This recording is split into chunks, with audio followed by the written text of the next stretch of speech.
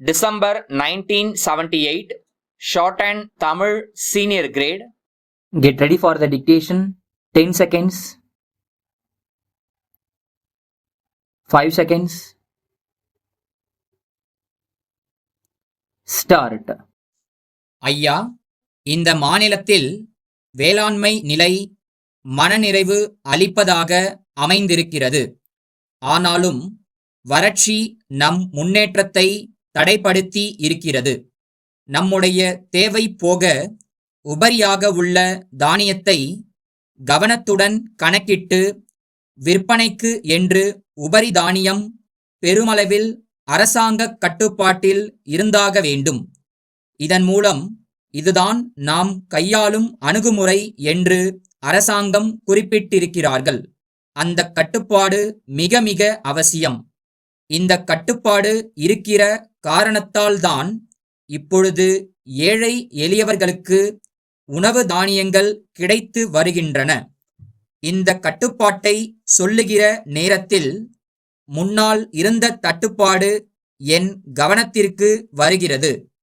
இப்பொழுதும் இவ்வளவு வறட்சி வந்த நேரத்தில் கூட, புயல் வெள்ள பாதிப்பு நேரத்தில் கூட, தமிழகத்தில் எந்த இடத்திற்கு போனாலும் நம்மால் உணவு தானியங்களை பார்க்க முடிகிறது, கேட்டு விலைக்கு வாங்க முடிகிறது.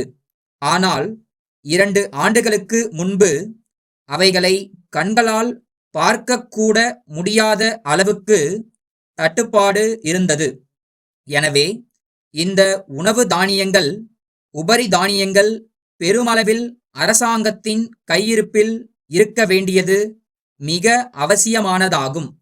அதற்கான வகையில் அரசாங்கத்தினர் உற்பத்தி, கொள்முதல், விநியோகம் இந்த 3 துறைகளிலும் தற்போது மேற்கொண்ட நடவடிக்கைகள் பாராட்டத்தக்கவை, வரவேற்கத்தக்கவை ஆகும்.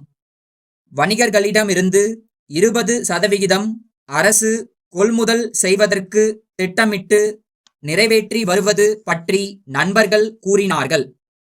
உணவுப் பொருள்களை வழங்குகிற கழகம் அமைத்திடவும், அந்த கழகம் சில்லறை கடைகள் பலவற்றை சீராக பல்வேறு மாவட்டங்களிலேயும் சென்னையிலேயும் அமைத்து தானியங்கள் கொடுக்கிற வகையிலேயும் மேற்கொள்ளப்பட்ட நடவடிக்கைகள் பாராட்டத்தக்கவையாகும்.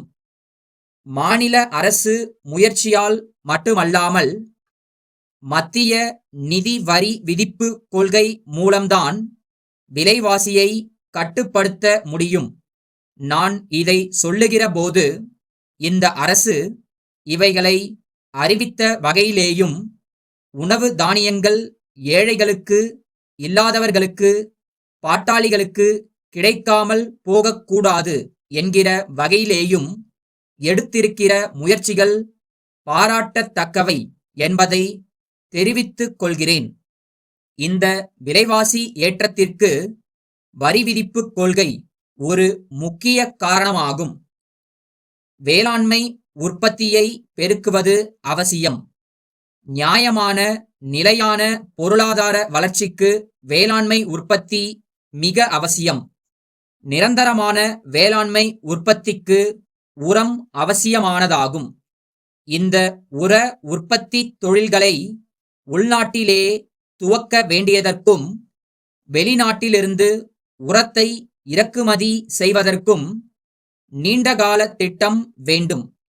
அதனுடைய அவசியத்தை மத்திய அரசு உணர்ந்து மிக அவசியமான இந்த காரியத்தை செயல்படுத்த வேண்டுமென்று இந்த நேரத்தில் நான் தெரிவித்துக் கொள்வேன்.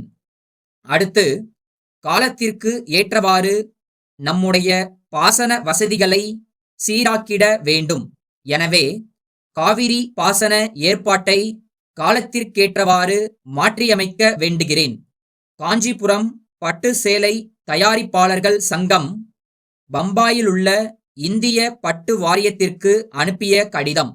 அன்புடையீர், காஞ்சிபுரம் பட்டு புடவைகளின் நேர்த்தியை பற்றியும் விற்பனை பற்றியும் நாங்கள் சொல்லி உங்களுக்கு தெரிய வேண்டும் என்பதில்லை. நமது நாட்டின் ஏற்றுமதி வியாபாரம் கணிசமான வருமானத்தை அளிக்கிறது. இருந்தும் பட்டு சேலை தயாரிப்பாளர்களுக்கு பலவித பிரச்சனைகள் உள்ளன. இவைகளுக்கு தீர்வு காண வேண்டி இதை எழுதுகிறோம். உங்கள் வாரியத்தின் மூலம் எங்களுக்கு கிடைக்கும் கச்சா பட்டு எல்லா சமயங்களிலும் ஒரே தரமாயில்லை. இதன் காரணம் எங்களுக்கு விளங்கவில்லை. சேலை தயாரிப்பில் இதனால் ஏற்படும் மாறுதல்களை வாங்குபவர்களில் சிலர் நுணுக்கமாக பார்க்கிறார்கள். தரம் குறைந்துவிட்டது என்று தீர்மானித்து வாங்காமல் போகிறார்கள். சில சேலைகள் வியாபாரம் இன்றி தேங்கி விடுகின்றன. சில்லறை வியாபாரிகள் இது பற்றி எங்களுக்கு தெரிவிக்கிறார்கள். ஆகவே எங்களுக்கு ஒரே இடத்தில் திரட்டப்பட்ட கச்சா பட்டை குறிப்பாக மைசூரிலிருந்து சப்ளை செய்யுமாறு கேட்டுக்கொள்கிறோம். கைத்தறி முறையை விட இயந்திர முறையை கையாண்டால் சிறந்த ஜரிகை தயாரிக்கலாம் என்பதையும் தெரிவித்துக் கொள்கிறோம். தங்கள் உண்மையுள்ள